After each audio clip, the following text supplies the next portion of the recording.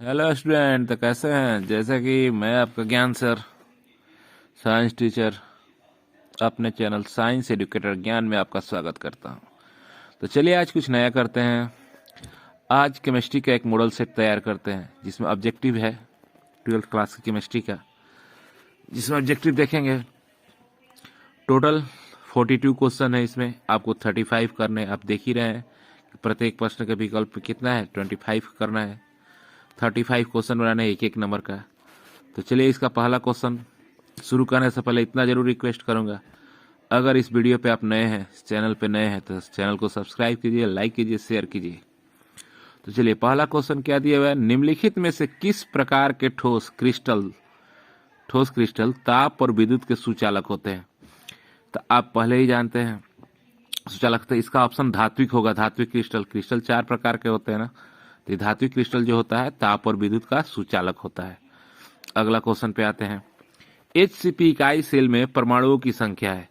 तो एचसीपी इकाई सेल में परमाणुओं की संख्या कितनी होती है? तब एचसीपी इकाई सेल में, हेक्सागोनल क्लोज पैकिंग इकाई सेल में परमाणुओं की संख्या 12 होती है। मोलरता की इकाई क्या है? तीसरा क्वेश्चन। तो मोलरता की इकाई क्या होती है? तो मोलरता की इकाई क्या होती है, आप जानते हैं मोलरता किसे कहते हैं? तो प्रति किलोग्राम में घुले हुए मोल की संख्या, मैंने विलेय के मोलों की संख्या। तो इसका यूनिट क्या हो जाएगा? मोल प्रति किलोग्राम। ऑप्शन इसका बी सही होगा। अगला क्वेश्चन, समपरासी विलयन में निम्न में से क्या समान होता है? तो नाम है समपरासी विलयन। सम मतलब बराबर, परासी मतलब परासरण दाब। तो इसका क्या होगा? बराबर। तो जिसमें परासरण दाब बराबर होता है उसे समपरासी विलयन कहते थे। इसका ऑप्शन सी सही है। नॉर्मल विलयन में वर्तमान होता है। जनरल सॉल्यूशन की बात कर रहा है। जनरल सॉल्यूशन में क्या वर्तमान होता है? नॉर्मल सॉल्यूशन की बात कर रहे हैं। तो 1 लीटर में घुल का 1 ग्राम तुल्यांकी भार। इसका ऑप्शन सी सही है। नोट करते चलिए कॉपी कलम लेकर। अगला क्वेश्चन क्या है, वह धातु तनु गंधकाम्ल से अभिक्रिया नहीं करता है। तो इसमें आपका ऑप्शन हो जाएगा, जो हाइड्रोजन के ऊपर रहता है तो मैग्नीशियम है। तो मैग्नीशियम क्या करता है? तनु गंधकाम्ल से अभिक्रिया नहीं करता है। अब ये धातु जो सरलता से ऑक्सीकृत हो जाती है, तो धातु जो सरलता से ऑक्सीकृत हो जाती है तो वो कौन सा होगा? तो आपका हो जाएगा कॉपर। अगले क्वेश्चन की तरफ चलते हैं। उत्प्रेरक का प्रभाव अभिक्रिया की दर पर क्या करता है? देखिए उत्प्रेरक क्या करता है, अभिक्रिया की दर को बढ़ा भी देता है और घटा भी देता है। मान लीजिए कहीं झगड़ा हो गया, कोई आदमी आके छोड़ा भी दिया, और चाहे आदमी आके क्या हो गया, बढ़ा भी दिया। अगला क्वेश्चन नंबर 9। क्वेश्चन नंबर 9 कह रहा है का प्रथम कोटि अभिक्रिया के लिए टी हाफ माने हाफ लाइफ क्या होगा? टी हाफ का मान क्या होगा? तो इसका होता है 0.693 बाई के, माने ऑप्शन नंबर सी सही है। अगले क्वेश्चन की बात करते हैं। निम्नलिखित में सबसे कम गोल्ड संख्या किसका है? तो निम्नलिखित में सबसे कम गोल्ड संख्या किसका है? तो जिलेटिन का है।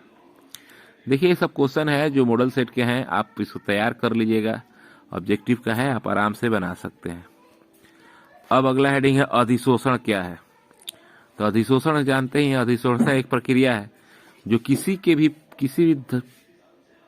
माने वस्तु के पृष्ठ पर परिघटित होती है। तो ये इसको लिख सकते हैं पृष्ठीय परिघटना है। दूसरा क्या है, रासायनिक अधिशोषण किसे कहते हैं? चाहे रासायनिक अधिशोषण होता है तो बाबू रासायनिक अधिशोषण अनुत्क्रमणीय होता है। ये अनुत्क्रमणीय अभिक्रिया है। चलिए अब नेक्स्ट क्वेश्चन की तरफ बढ़ते हैं। पाइराइट अयस्क का सांद्रण निम्नलिखित में से किस विधि द्वारा करते हैं? तो पाइराइट अयस्क का सांद्रण निम्नलिखित में से फ्लेन उत्प्लावन विधि द्वारा करते हैं। ऑप्शन दिया हुआ निस्तापन, भर्जन, फ्लेन उत्प्लावन और श्रावण। तो इसका आंसर क्या होगा? फ्लेन उत्प्लावन विधि। गेलेना किस धातु का अयस्क है? तो आप लोग सबको ही बढ़ना है। तो गेलेना किसका धातु का अयस्क है जी? तो पीबी, जिसको लेड हम बोलते हैं। लाल फास्फोरस की आवर्त सारणी में किस ब्लॉक के तत्व का सदस्य है? लाल फास्फोरस आवर्त सारणी के किस ब्लॉक के तत्वों का सदस्य है? तो आप इसमें हम जानते हैं कि जिसका आवर्त सारणी, लाल फास्फोरस क्या है? तो फास्फोरस का अप्रूफ है, और फास्फोरस की परमाणु संख्या 15 होती है। किस्मत से क्वेश्चन नंबर 15 ही दिया हुआ है। तो 15 का जब इलेक्ट्रॉनिक विन्यास कीजिएगा तो कितना हो जाएगा, वो पी ब्लॉक में जाएगा। तो कहा ही क्या है कि किसी भी तत्व का जो आउटर मोस्ट सेल का इलेक्ट्रॉन जिस ब्लॉक में पहुंचता है उसी तत्व कहलाते हैं। तो इसका आंसर हो जाएगा पी ब्लॉक। अब आ जाइए, SO2 से SO3 प्राप्त करने के लिए किस उत्प्रेरक का उपयोग होता है? तो SO2 से SO3 प्राप्त करने के लिए वेनेडियम पेंटाऑक्साइड का उपयोग होता है, V2O5। ऑप्शन ए सही है। निम्नलिखित में कौन सा तत्व प्राकृतिक में मुक्त अवस्था में पाया जाता है?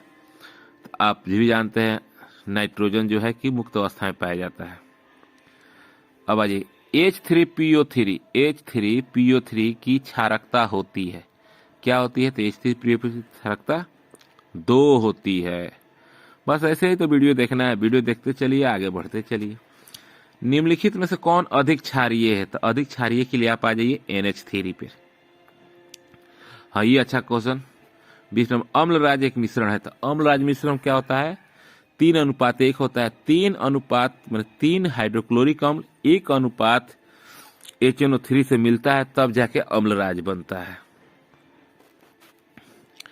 ठीक है, अब बात करते हैं H2O। H2O जो जल है, अणु में ऑक्सीजन की परमाणु का संकरण क्या है? तो परमाणु का संकरण कितना प्रकार का होता है? आप लोग भी जानते हैं 5 प्रकार का होता है। कौन कौन? sp, sp2, sp3, sp3d, sp3d2। तो ये होता है H2O में अनुसंकरण। कितना संकरण होता है? sp3। सल्फर का अणु सूत्र होता है, तो ये सबसे सब कोई कंफ्यूज है कि S4 होता है, लेकिन नहीं भैया, सल्फर का अणु सूत्र क्या होता है? S8 होता है, S8। डी ऑप्शन सही है। कॉपर सल्फेट पोटेशियम साइनाइड की अधिकता में घुलकर बनाता है। तो जब घुल के बनाता है तो इसमें क्या बनता है? तो कॉपर साइनाइड टेट्रासाइनाइड -3। बी ऑप्शन पे जाइएगा, ये -3 है। देखिए यहाँ -2 कंफ्यूज करने के लिए दिया हुआ है, लेकिन ऑप्शन क्या होगा? CuCN4 whole -3। अगला क्वेश्चन आ जाइए, निम्नलिखित में से सुअर आयरन, ना बाबू, सुअर आयरन, ढलवा आयरन, पिग आयरन का प्रमुख अशुद्धियों के रूप में पाया जाता है। तो प्रमुख अशुद्धियों के रूप में क्या पाया जाता है? तो इसमें सिलिकॉन पाया जाता है। डी ऑर्बिटल का आकार होता है। तो डी ऑर्बिटल का आकार क्या होता है? आप लोग भी जानते हैं सब कि डी ऑर्बिटल SPDF 4 गो ऑर्बिटल है ना। तो डी ऑर्बिटल का क्या होता है? डबल डम्बल होता है। हो सके कहीं एस का पूछ ले, तो एस का ऑर्बिटल क्या होता है? गोलीय होता है। पी का क्या होता है? सिर्फ डम्बल होता है। और डी का क्या होता है? Double dumbbell. माने इसका आंसर क्या सही है? सी सही है। चलिए आगे की तरफ बढ़ते हैं अगला क्वेश्चन में। हाँ, सोना धातु की ऑक्सीकरण संख्या होती है। सोना धातु की ऑक्सीकरण अवस्था होती है। तो सोना धातु की ऑक्सीकरण अवस्था क्या होती है? +1 होती है। Q2 आयन के साथ अमोनिया की अधिकता में अभिक्रिया कर नीले रंग का संकुल बनता है, उसका सूत्र है CnH3 whole 2। CnH3 whole 2। Option A सही है।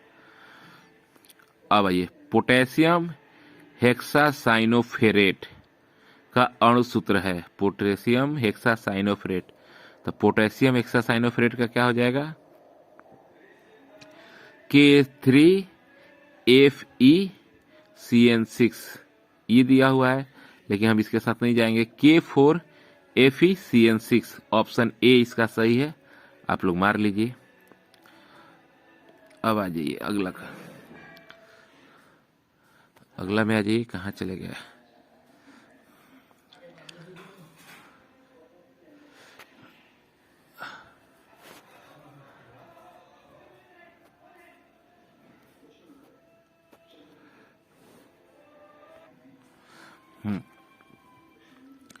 कार्बोहाइड्रेट को जलांशित करने में 3 से 10 मोनोसेक्राइड तक देता है, उसे क्या कहा जाता है? तो देखिए, मोनोसेक्राइड में एक भी नहीं होता है। डाइसेक्राइड में 2 ठो होता है। ओलिसेक्राइड, हाँ, ओलिसेक्राइड में 3 से लेकर 10 तक मोनोसेक्राइड देता है, और पॉलीसेक्राइड 10 से ऊपर। तो ऑप्शन क्या हो जाएगा? सी ऑप्शन सही हो जाएगा। इसको आप मार लीजिएगा। पॉलीसेक्राइड ओलिगोसैकेराइड ही है जिसमें 2, 3 से लेके 10 तक होते हैं। अब H2SO5 में S का ऑक्सीकरण संख्या कितना है? तो S का ऑक्सीकरण संख्या होता है +8। कार्बनिक यौगिक जिसमें क्रियाशील मूलक OH होता है कहलाता है। तो OH क्रियाशील मूलकों के लिए आप जानते ही अल्कोहल का है। CnH2n वाला यौगिक है। तो CnH2nO वाला यौगिक है, लेकिन ये CnH2n जो ऑप्शन दिया हुआ है ये इसमें कोई नहीं है, लेकिन हम ईथर के साथ जाएंगे और जो ऑप्शन मारना है। आ जाइए, CH4 में C का संक्रमण होता है। CH4 में C का संक्रमण क्या होता है? sp3 आंसर हो जाएगा। बेंजीन में पाई बॉन्डों की संख्या होती है। अब एक चीज सुनिए, सिंगल बॉन्ड होगा तो सिग्मा बॉन्ड होता है, डबल बॉन्ड होगा तो 1 सिग्मा 1 पाई होता है, ट्रिपल बॉन्ड होगा तो 2 पाई 1 सिग्मा होता है। यहाँ बेंजीन की बात कर रहे थे, बेंजीन में 3 डबल बॉन्ड है, यानी 3 और कितना 3 पाई इसमें बॉन्ड होंगे। आ जाइए अगला क्वेश्चन, फिनॉल में सिग्मा बॉन्डों की संख्या कितनी है? तो फिनॉल में सिग्मा बॉन्ड कितने हैं? तो टोटल 13 है। ठीक है, आगे क्वेश्चन, एमाइड का सक्रिय मूलक होता है ना, एल्डिहाइड का सक्रिय मूलक होता है। तो आप लोग भी जानते हैं CHO जो बी ऑप्शन है, CHO एल्डिहाइड का है। ग्लूकोज का सूत्र है, तो ग्लूकोज का सूत्र लगभग सबको पता है, C6H12O6। ये जो हमारा होता है किसका होता है? तो ग्लूकोज का होता है। फॉर्मिक अम्ल नीला लिटमस को बदल देता है, किस कलर में बदलता है? तो फॉर्मिक एसिड जो होता है नीला लिटमस को लाल रंग में बदल देता है। ऑप्शन ए सही है। CH3CHOOH मैंने इसको क्या बोलते हैं? एस्टिक अम्ल है। पहला होता है फॉर्मिक अम्ल, दूसरा क्या होता है? एस्टिक अम्ल। तो ये क्या है? तो मोनोबेसिक अम्ल है। पहला ऑप्शन मोनोबेसिक अम्ल है, इसको ऑप्शन सही कर दीजिए। बॉन्ड CONH2 ग्रुप कहा जाता है? तो ये एमाइड ग्रुप है। 40 क्वेश्चन जो दिया हुआ है इसका कौन सा ग्रुप है? तो एमाइड ग्रुप है, इसको मार दीजिएगा। एमाइड ग्रुप है। एमिनो अम्ल में COOH ग्रुप के अलावा कौन सा ग्रुप रहता है? तो देखिए, एमिनो अम्ल में COOH के साथ कौन सा ग्रुप रहता है? तो NH2 ग्रुप सम्मिलित रहता है, तब जाके एमिनो अम्ल बनता है। और आ जाइए, एक लास्ट क्वेश्चन बच रहा है। लास्ट क्वेश्चन दिया हुआ है कि एसिटिलीन गैस को लाल तप्त कॉपर नली में प्रवाहित करने पर बनता है। तो एसिटिलीन गैस को लाल तप्त कॉपर नली में प्रवाहित करने से क्या बनता है? इसका पॉलीमराइजेशन हो जाता है। तो एसिटिलीन किसमें बन जाएगा? बेंजीन में बन जाता है। तो ये टोटल इस सेट में 42 क्वेश्चन थे, और मैं आशा करता हूं कि शायद आपने एक वीडियो अच्छा से देखा होगा। तो बस इसको एक बार पढ़ लीजिए, और वीडियो अच्छा लगे तो मेरे साइंस एडुकेटर ज्ञान चैनल को सब्सक्राइब कीजिए, लाइक कीजिए, शेयर कीजिए। मिलते हैं स्टूडेंट एक नए वीडियो के साथ नेक्स्ट टाइम।